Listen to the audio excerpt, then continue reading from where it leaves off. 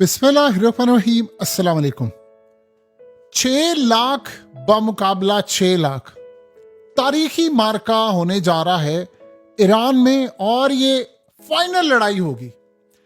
जो सूरत हाल इस वक्त हो रही है उसको आप जरा अच्छी तरह समझ लें कि मामला क्या है।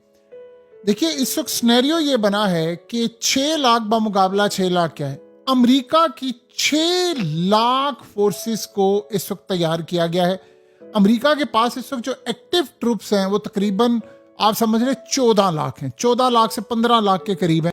जो रिजर्व में और नेशनल गार्ड में पड़े हुए हैं वो तकरीबन 8 लाख के करीब है।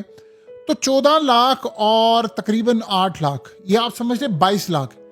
इनमें से 6 लाख अमरीकी फौजी इस वक्त रेडी किए गए हैं जिन्होंने ईरान में खाक आइलैंड पर उतरना है और पूरे ईरान में जाना है। ये इनका मुकाबला किनसे होने जा रहा है? ईरान की फोर्सेस। ईरान के पास जो एक्टिव फौज है इस वक्त तकरीबन 6.5 लाख है। रिजर्व उनके पास 4 लाख के करीब है।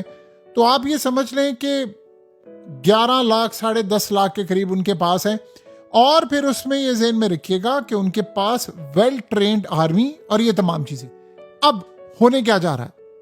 ट्रंप अपनी जिंदगी का सबसे बड़ा जुआ खेलने जा रहा है। यानी आप ये समझ लें कि इतना बड़ा जुआ कि 6 लाख बमुकाबला 6 लाख इनका प्लान है। ये क्या प्लान कर रहे हैं? इन्होंने असल में प्लान ये करना है कि जैसे ही सूरत हाल बेहतर हो, ये सबसे पहले प्लान करेंगे कि इन्होंने अब जो ऑपरेशन करना है वो ईरान में फौज उतारने का। इन्होंने शदीद शदीद शदीद बमबारी करनी है। शदीद बमबारी करनी है खाक आइलैंड पर। और आप समझ वो आखिरी लड़ाई वाली सूरत हाल होगी। उसके बाद फिर शायद खित्ता धुआं धुआं हो जाएगा। ये प्लान कर रहे हैं। इन्होंने वहां पर उतरना है, लेकिन ये ऐसे नहीं उतरेंगे कि देखिए इस तरह अगर उतरें तो ईरान क्या करेगा। ईरान जब ये पैराट्रूप से उतरे होंगे तो ईरान मिसाइल मारेगा, ड्रोन्स मारेगा। जहां जहां खासतौर पर लैंडिंग एरिया होता है, जहां पर किसी एक जगह पर उतरना है, उस लैंडिंग एरिया में ईरान ने हर सूरत फायर करना है। यानी वहां पर वो चाहते हैं कि 2 तरह से, एक तो उतरते हुए इनको मारना है, दूसरा वो उतरे तो उनको मारना है। इससे बचाव के लिए वो क्या प्लान कर रहे हैं कि उस सारी जगहों पर इतनी बमबारी की जाए कि वहां पर कोई सलामत ना रहे। खैर, ये सूरत हाल तो एक सिंपल सी बात है कि आप समझ रहे कि दीवाने का ख्वाब है। अब उसके बाद अमेरिका क्या करना चाह रहा है? अमेरिका ये चाह रहा है कि वो ईरान के radar, missile launchers, naval basis और एयर डिफेंस सिस्टम को हिट करे ताकि वो अपनी फौजों को बचा सके। पहले उसने इन चीजों को हिट करना है। अगर आपको किसी भी रात में अचानक पता चले कि शदीद बमबारी हो रही है, शदीद ये लड़ाई हो गई, तो समझ लें इसके पीछे ये हाल है। फिर उसके बाद आप ये समझ रहे कि वहां पर ईरान क्या करेगा। ईरान की फोर्सेस, उनको कहा गया है कि सख्ती से, एक होता ना कि आपने धमकी दी, उनको कहा गया है कि एक भी अगर अमरीकी जिंदा यहां से गया तो तुम्हारी खैर नहीं। ये आप समझ लें कि ये इतना सख्त कहा गया। देखिए, सबसे बड़ी बात यह है, आप ये चीज इनमें रखिएगा, ऐसा नहीं होगा कि ईरान फौरी तौर पर अमेरिका को जैसी वो फौज आ रही है और वहीं से फिजा में मारना शुरू कर दे कि वहीं पर सब कुछ तबाह हो। इतना आसान नहीं है कि ईरान उनको एंटर ही ना होने दे। ईरान ये चाहेगा कि अमेरिका की फोर्सेस एंटर हों। ये बड़ा अहम पॉइंट है। ईरान चाहेगा अमेरिका की फोर्सेस एंटर हों एक लिमिटेड एरिया के अंदर। ईरान असल में कोशिश करेगा, आपको हो सकता है ऐसा नजर आए कि अमेरिका ने तबाही की है और अमेरिका की फौजें भी एंटर हो गई।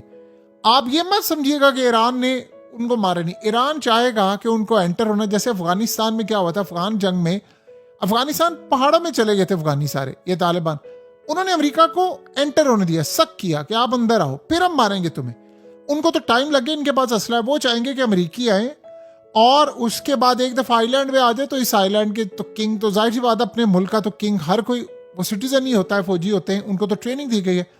सबसे पहले ईरान ने काम ये करना है, उनकी सप्लाई लाइन कट करेंगे। ये अमेरिका की फौज के लिए सबसे डेंजरस सिचुएशन होगी, क्योंकि आप ये समझ रहे हैं उन्होंने खाली लैंड पर कब्जा नहीं करना या उन्होंने लड़ाई नहीं करनी, एक दिन की लड़ाई नहीं होगी। उन्होंने शिप्स, हेलीकॉप्टर, फ्यूल, एम्युनिशन और जो रूट्स होते हैं कि वो बचकर जाएं, इनको ईरान ने काटना है। और इसको काटने के लिए अमेरिकी फौजियों की यहां पर एंट्री लाजिम है। फिर उसके बाद ईरान सबसे पहले कोशिश ये करेगा इनको यहां पर बुलाकर फिर उसके बाद इनके जो इर्द गिर्द के शिप्स होंगे, एयर डिफेंस सिस्टम होंगे, लैंडिंग जोन्स होंगे और अमेरिका की बेसिस, इन पर इतने ताबड़तोड़ हमले करेगा जिसका आप तसव्वुर नहीं कर सकते। इनकी जो स्वाम बोट्स हैं जिनके अंदर ड्रोन्स और ये लगे हैं वो फास्ट जाती हैं, माइंस, ड्रोन्स फौरी तौर पर वो पानियों में जाएंगी और उनको कंट्रोल करना मुश्किल है। वहां पर वो पूरी तरह कोशिश करेंगे क्योंकि वहां से अगली सूरत हाल ये पैदा होगी, एयरक्राफ्ट कैरियर के थ्रू इन्होंने अटैक करना है, तो ये वो अटैक करेंगे। उसके बाद आप ये देखेंगे कि इराक से शाम में जो अभी तो कम हो गया, यमन, लेबनान, यहां पर आप ये समझिएगा कि बड़ी जो फोर्सेस तैयार बैठी हैं उनका बड़ा हिस्सा पहले पहुंचा और वो गुरीला वारफेयर के अंदर बहुत ज्यादा एक्सपर्ट है। बहुत सारे लोगों को शायद अंदाजा ना हो कि ईरान ये जो लड़ाई होती है ट्रेंड करना, ग्रुप्स बनाने, इसमें जितना वो मास्टर है इतना वो किसी चीज में नहीं। तो वो ये काम करेंगे कि दू बदू लड़ने में उनको बहुत ज्यादा महारत हासिल है। अब अमेरिका क्या करेगा? अमेरिका असल में उसको ये सब पता है कि ये होने जा रहा है। उसकी कोशिश ये होगी कि पहले तो हम डिटेक्ट ही ना हो सके, हम इतनी बमबारी करके जाएं, इतनी बमबारी करें, एयर स्ट्राइक करें, ईरान के मिसाइल साइट्स को तबाह करें, रेडार को तबाह करें, बेसिस को तबाह करें, ड्रोन बेसिस को, नेवल फैसिलिटीज को, कमांड सेंटर्स, पहले इसको करें तबाह, फिर हम जाएं। और अगर ऐसी सूरत हाल होती है तो अमेरिका पहले वाली गलती चाहेगा ना हो, लेकिन नामुमकिन है कि अपने तैयारे उनके हाथ ना लगे और फौजी कोई जिंदा उनके हाथ ना लगे। देखिए ऐसा तो नहीं है कि 6 लाख फौज तो नहीं उसने एंटर करनी, हजारों की तादाद में, लेकिन वो कोशिश करेंगे, एंटर करेंगे और इस सूरत हाल के अंदर वो बमबारी की हदें क्रॉस कर देंगे। देखिए ईरान में बमबारी करना आसान है, ईरान में फौज उतारना बड़ा मुश्किल है। ये इतना आसान नहीं होता। ईरानी missile sites, radar bases, drone bases, naval facilities, command centres, आप इन पर अटैक कर सकते हैं, लेकिन एक दफा अमेरिका की फौज एंटर हो गई तो फिर ये ज़हन में रखिएगा उनका जिंदा रहना और उनको रेस्क्यू की जरूरत होगी, सप्लाई की जरूरत होगी, एयर कवर की जरूरत होगी और एग्जिट होना। अब ये अगर प्लान उनका है तो उनके पास एक प्लान है कि अगर कुछ जरूरत खराब होता है ऑपरेशन तो अजरबैजान की साइड से जाए। तो ये ज़हन में रखिएगा ये जो ऑपरेशन है ये बड़ा कॉस्टली ट्रैप हो सकता है। आप एक बात बताएं, क्या ये बात ट्रंप को नहीं पता या उसकी फौज को नहीं पता? सब पता है। क्या पिछली दफा नहीं पता था जब ये यूरेनियम लेने के लिए आए थे?